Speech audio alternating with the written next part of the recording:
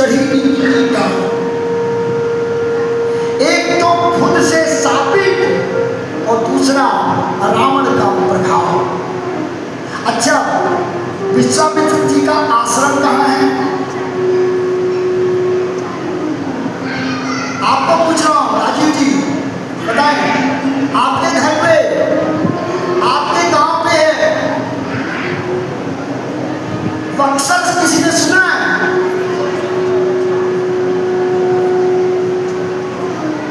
विश्वामित्र जी का आश्रम है बक्सर में। बक्सर में वहां आश्रम है, लेके जाते हैं और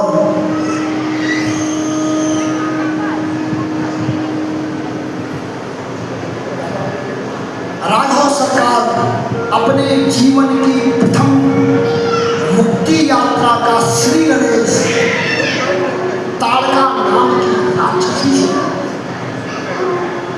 बक्सर पहुंचते हैं, रात्रि विश्राम करने के बाद प्रातः काल बोलते हैं, गुरुदेव आप यज्ञ को प्रारंभ करें, हम दो भाई यज्ञ की रक्षा करें। रावण के आदेशानुसार और पूर्व की प्रवृत्तियों की आदत के अनुसार सुबाहु और मारीच का आगमन होता है। राम जी दो बार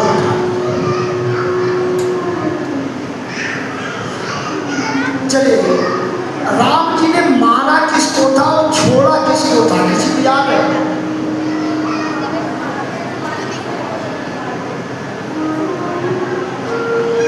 राम जी ने सुबाहु को मुक्ति प्रदान की थी, मारीच को मारा नहीं था। क्यों? आगे काम लेना है ना, आगे हिरण बनवाना है, रावण का कर्ज भी उतारना है मारीच को। क्योंकि रावण ने वचन दिया था कि तुमने हमें मेरे प्राण की रक्षा की है, एक समय ऐसा आएगा जब तुम्हें नारायण के द्वारा मैं मुक्त कराऊंगा। मारीच आना नहीं चाह रहा था हिरण बनने के लिए, रावण ने जबरदस्ती भेजा था और बोला था कि जो तुमने देवासुर संग्राम के युद्ध में हमारा सारथी होकर रक्षण किया था, मैं जब अपने जीवन की अंतिम यात्रा प्रारंभ करूंगा तो मुक्ति का मार्ग मैं ही प्रशस्त करूंगा। रावण के यहाँ कितने मायावी थे, किसी को बुला सकता था, मारीच को बुलाया, अपने वचन को निभाया। और एक बात बताऊं, आप लोग थोड़ा अटपटा लगेगा, हमसे अच्छे ना तो दुर्वृत्तियों को करने वाले लोग हैं।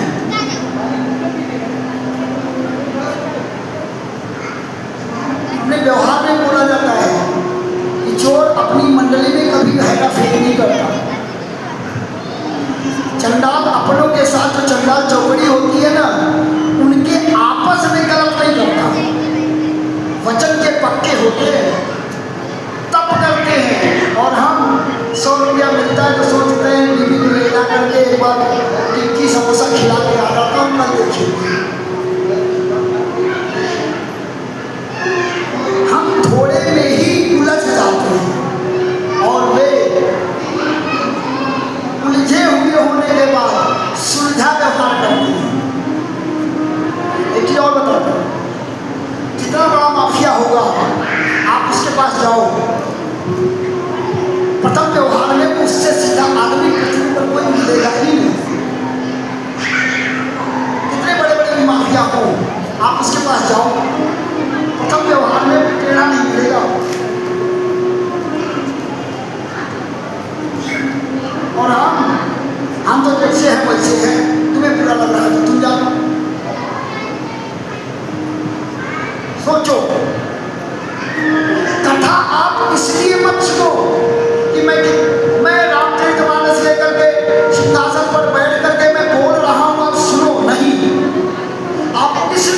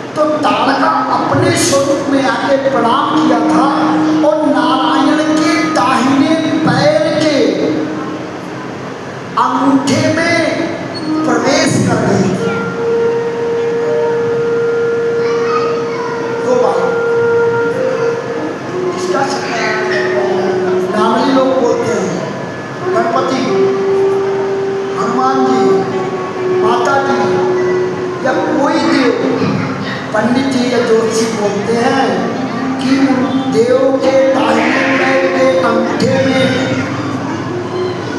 सिंदूर लगाओ, चंदन लगाओ, जल छिड़को। क्यों? वो मुक्ति का मार्ग है, परमात्मा है ना भाई। और ताड़का की मुक्ति के बाद विश्वामित्र जी ने बला और अतिबला नाम की दो विद्या दी। बला और अतिबला आज भी उपलब्ध है। उत्तराखंड में जाओगे तो ग्रीन कलर के इतने बड़े बड़े पेड़ होते हैं। बला इतनी बड़ी होती है, अतिबला इतनी बड़ी होती है, गूगल करके देखें। उसका काम होता है भूख और प्यास ना लगना। तो प्रथम विद्या गुरुदेव विश्वामित्र ने वो बला और अतिबला नाम की दो विद्या दी। उसके बाद तब तक विश्वामित्र जी को शंका थी, ये राम नारायण है अथवा नहीं। लेकिन जब ताड़का उनके दाहिने पैर में के अंगूठे में प्रवेश की तो नारायण का स्वरूप लगा। आप जिसको कुछ दे रहे हो पहले आकलन कर लो, वो उस लायक है कि नहीं तो आपका लड्डू, आपका हार महाभारत का कारण बनेगा। दुर्वासा ऋषि ने अपने गले के हार को इंद्र को पहनाया था और इंद्र ने ऐरावत को पहनाया था। ऐरावत ने स्वभाववश जमीन में डाल के पूछ लिया था। दुर्वासा ने साफ किया और इंद्रासन खत्म। इसको आप दे रहे हो, सारे दिव्यास्त्र दिया और दिव्यास्त्र देने के बाद मारीच सुबाहु की यात्रा पूरी की। और तब तक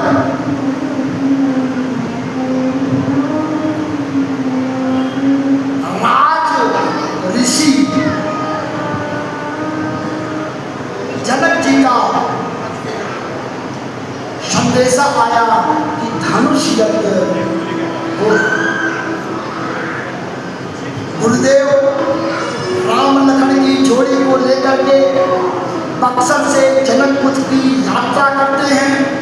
बीच में माँ गंगा का तट मिलता है और राम जी को गुरुदेव माँ गंगा के अवतरण की संपूर्ण कथा सुनाते हैं और कहते हैं, हे राम, ये तुम्हारे वंश, तुम्हारे पूर्वजों के कठोर तप का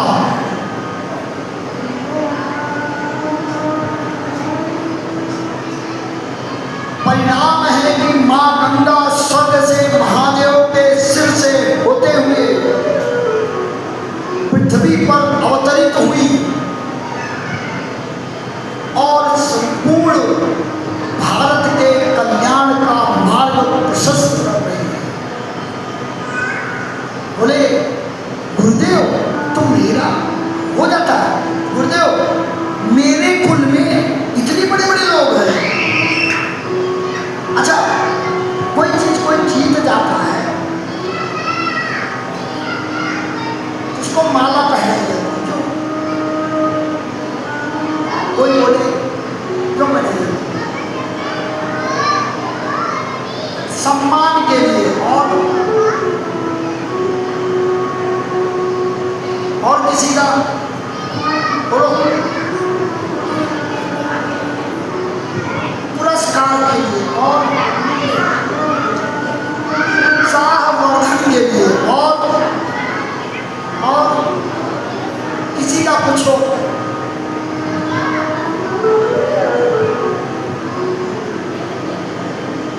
यदि कोई व्यक्ति किसी भी परीक्षा योजना या कार्य में विजय श्री पाता है तो उसके गले में हार पहनाया जाता है। बेटा इसका भी स्वाद लेके रखो ताकि विजय आपके सर पे तांडव ना करे और रावणी प्रवृत्ति का जन्म ना। हार पहनाया जाता है, जीत के साथ ही हार पहना करके समभाव पैदा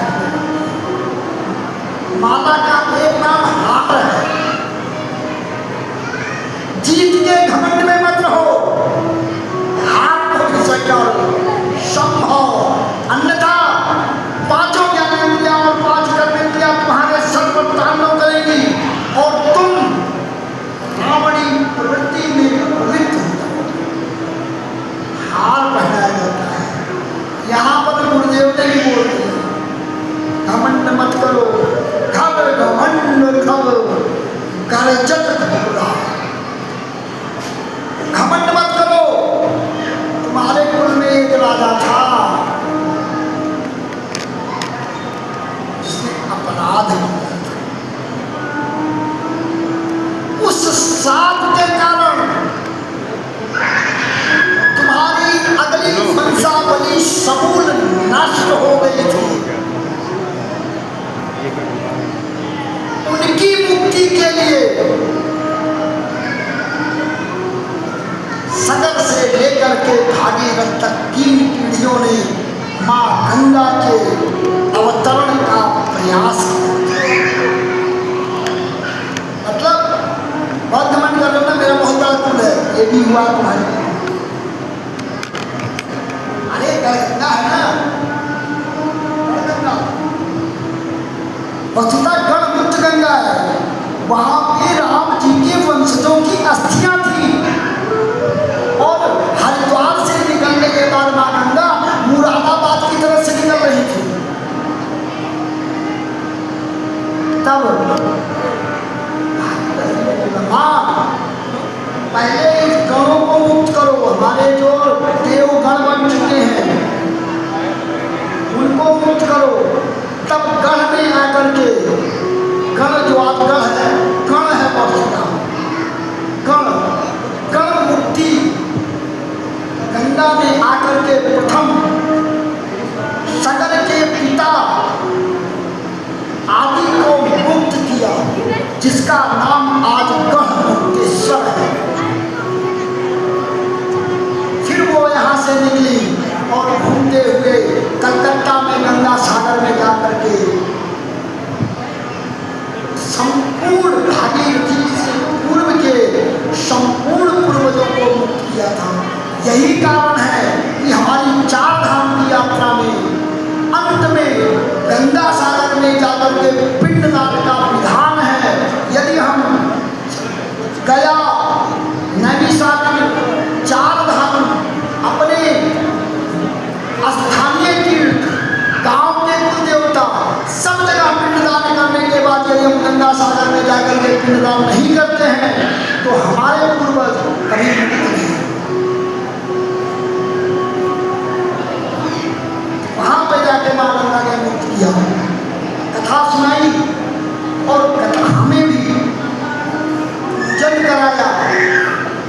इसलिए हमें भी कभी मां गंगा का में स्नान आदि करना हो, धूप दीप नैवेद्य आदि भी है तो प्रथम प्रणाम करके आचमन करने के बाद ही मां गंगा में प्रवेश कर। और जैसा कि हम पूर्व की कथाओं से बोलते आ रहे हैं कि पाप धोने जाइए, मैं धोके मत आइए। प्रभु जनकपुर में प्रभु का प्रवेश होता है और राम जी के साथ आम के बगीचे में वास करते हैं।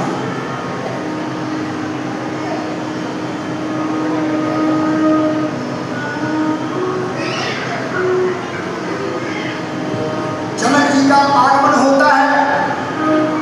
ध्यान रखिएगा, हमको कभी भी ये हमारे लिए है जो राम जी ने किया है। यदि बड़ा मेरा बड़ा मेरे परिवार का कोई पिता गुरु आदि उस स्थान पे जाए जहाँ पर मैं श्रेष्ठ हूँ, जहाँ पर मैं श्रेष्ठ हूँ, उस स्थान पर हमारे पिता गुरु बड़े भाई आदि अगर आते हैं तो हमें अपना मान बढ़ाने या अपना पूजन कराने से पूर्व उनकी मर्यादा का ध्यान रखना चाहिए। सीता ना चाहते हुए पाप कर। जब राघव सरकार को सूचना मिली महाराजा जनक गुरुदेव के पास आ रहे हैं, तो राम जी चाहते हैं कि जो एक बार मुझको देखेगा नहीं तो मेरे में ही हो जाए। कितना मोहक है, कमल नयन है उनके, हमारे राघव सरकार कमल नयन है। माँ कौशल्या को कमल नयन कहती है, एक नाम है उनका, और सहज ही मंत्र मुग्ध कर देते हैं। जैसे सूचना मिली कि राजा विदेह राज का आगमन हो रहा है, बोलते हो मैं थोड़ा बाहर टहलाऊं क्या?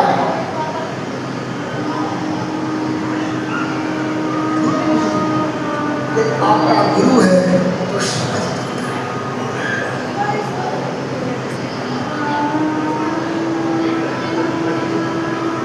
वो बाहर जाते हैं, गुरुदेव का स्वागत होता है, आ जाते हैं,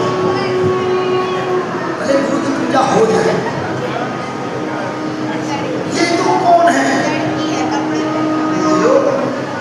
ये ऋषि पुत्र हैं या राजपुत्र हैं, सामान्य तो हो ही नहीं सकते।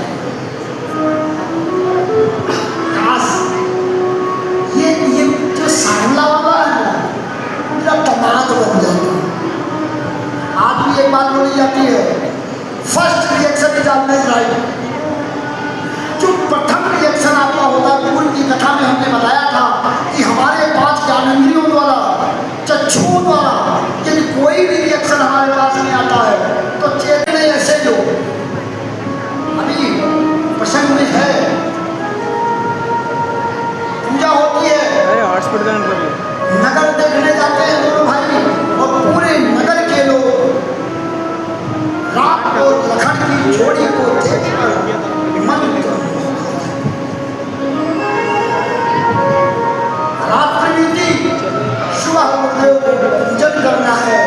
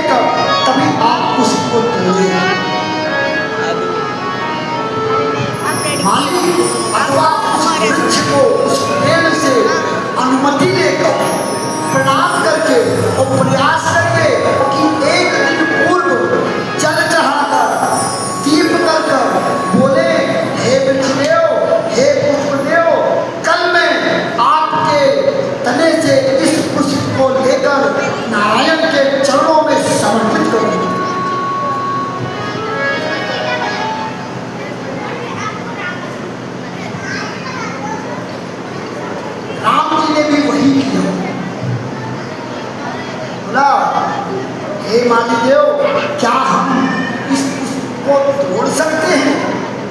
बोले हाँ। और वैसे भी राजा का मेहमान है, दोनों के राजा का मेहमान है। अच्छा, माता सीता किसका अवतार है? माँ लक्ष्मी का। और माँ लक्ष्मी के कितने स्वरूप हैं?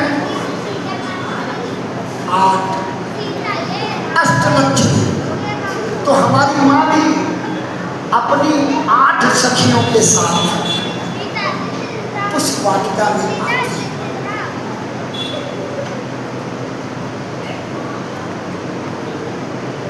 हम एक छोटा सा स्वलिखित आज का लिखित स्व और आज का लिखित भजन है, वो हम गुनगुनाएंगे। इसकी पहली लाइन मेरी शादी में मेरे काका जी ने सिखाया था, उससे आगे का हमने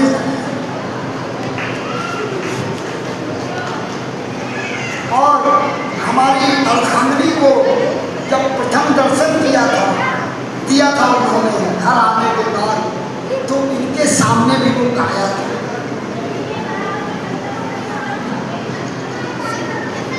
तो वो भजन से पूर्व हमारे आपके लिए माँ जानकी, हम अच्छा मंदिर में दर्शन करने जाते तो कैसे करते हो बताओ?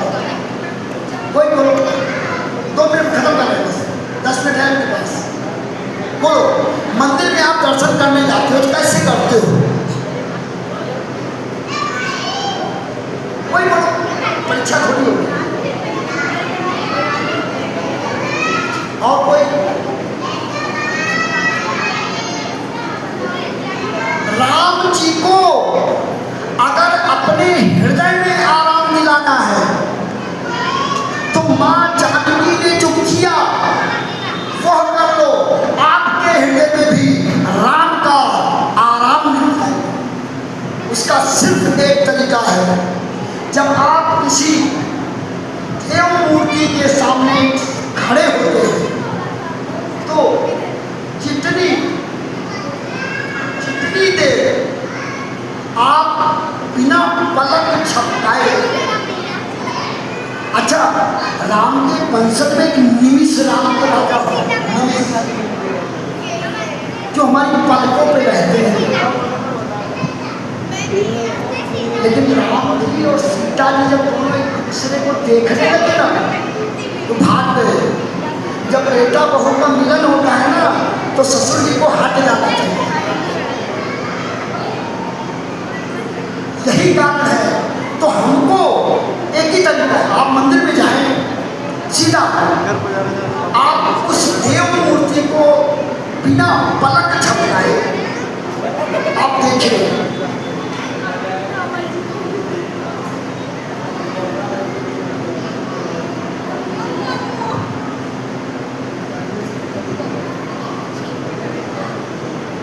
फिर आंख को बंद कर लें और जो सामने की प्रतिमा है वह आपके हृदय में यदि प्रतिबिंबित हो रही है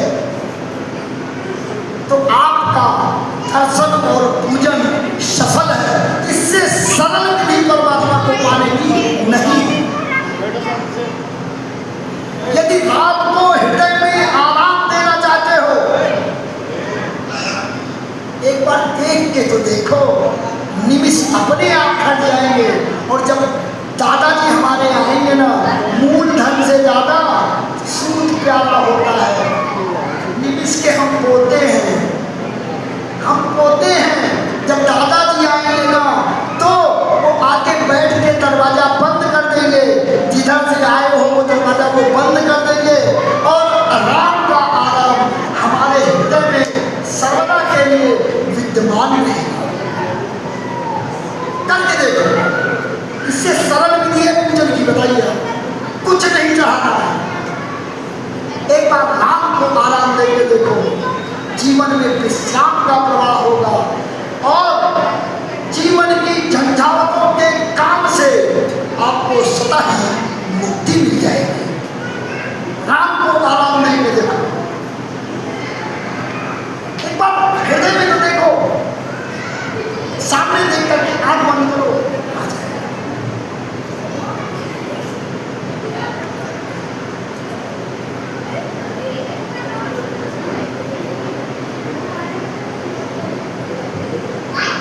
और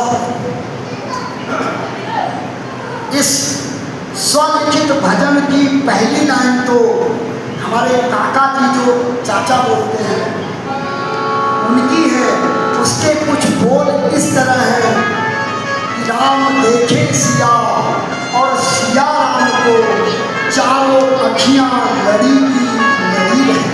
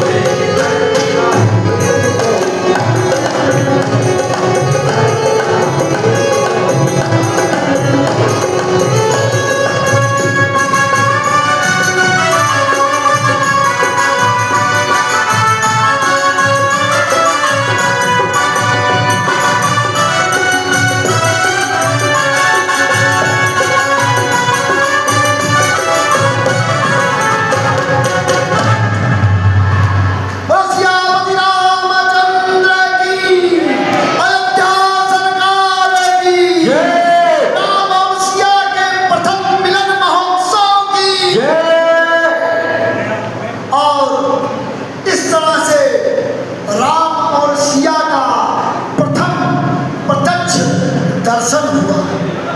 अब सखियों के साथ माँ गौरी पूजन के लिए जाती है। यह कथा कल से हम प्रारंभ करेंगे। कल शुरू में ही हम गौरी पूजन करेंगे। तो सभी माताओं से निवेदन है कि वे भी अपने यथोचित सौभाग्य के वस्त्र आदि धारण कर सुहाग का सिंदूर लेके आए और वे भी माता गौरी से अपने अखंड सौभाग्य की कामना करें। माँ जानकी के साथ वे भी यहाँ आकर के गौरी पूजन करें। कल हम लोग गौरी पूजन के साथ ही श्री राम विवाह महोत्सव का आनंद लेंगे और प्रयास करेंगे कि महलों में होने वाले, महलों की उच्च अट्टालिकाओं में होने वाले कुछ ऐसे अनर्गल विषयों की चर्चा भी करेंगे जो हमारे घरों में नहीं होना चाहिए। कल हम महल की अट्टालिकाओं के पर्दे के पीछे होने वाले कुछ अशोभनीय कृत्यों का भी दर्शन करेंगे। वो इसलिए नहीं कि अपने आराध्य या आराध्य के सामिप्य में होने वाले किसी भी विषय पर कटाक्ष करने की क्षमता मेरे अंदर है, लेकिन बात मेरा है। मैं बोल सकता हूँ कि बापू यह भी हो जाता तो शायद अच्छा होता। पाप है मेरा, हमारे पास अधिकार नहीं है कि हम पाप बनने का प्रयास करें, लेकिन हाथ तो जोड़ सकते हैं। बापू क्या यह भी हो सकता था? तो कल हम लोग राम विवाह के साथ में अयोध्या प्रवेश करेंगे और हमारी यह यात्रा अनवरत चलती रहेगी। और इसलिए हमारे शर्मा जी एक भजन सुनाएंगे और माताएं आरती की तैयारी करेंगी। और ध्यान रखें कि आरती लाइन में आकर के करें। यहाँ ये व्यासपीठ की अपनी एक मर्यादा है। आपके प्रयास से कुछ ऐसा ना हो जो आपको दुखित करे, इसलिए सभी पंक्ति में आए और प्रसाद भी पंक्ति पर ही लेकर के जाए। बस रामचंद्र की जय हो, सरकार की जय हो, चारों भैया की जय हो, तीनों मैया की अयोध्या धाम की।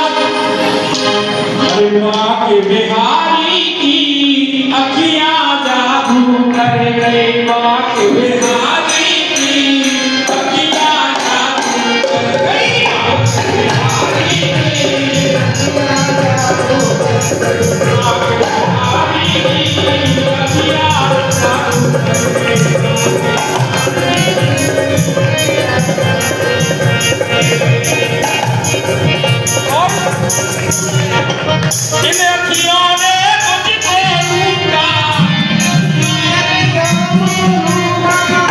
इन अखियों ने मुझको लूटा, इन अखियों ने लूटा। हाय रे मैं तो मर गई, मर गई, मर गई। राख बिहारी की रखिया जादू करे, बिहारी की रखिया, मर गई बिहारी की रखिया जादू करे। जय हो।